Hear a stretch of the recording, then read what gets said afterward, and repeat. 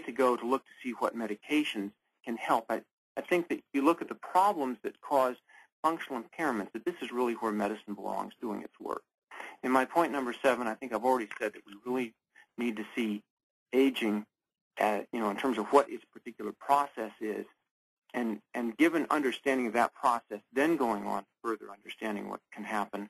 And my 8th point is that I think that the apolipoprotein E gene and its relation to Alzheimer's disease is the most important issue in Alzheimer's disease, and trying to figure out what the age factor there is, what ApoE4 is doing versus ApoE3, and how you can help people to have that defect. I would look back to another gene that you could consider just part of our normal environmental gene makeup, which is the phenylketonuria gene.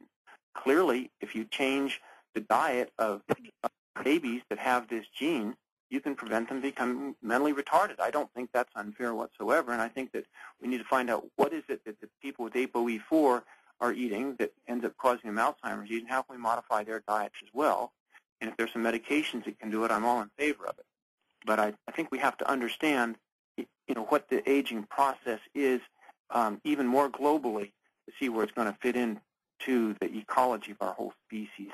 So anyway, thank you very much for listening. Thank you, Wes. Sam Gandhi, would you go next? Sure. Thanks, Gabrielle. I entered this conversation with Scott around his observation of hyperglycemia altering hippocampal function. And it happened to roughly coincide with a recent observation of caloric restriction having a beneficial impact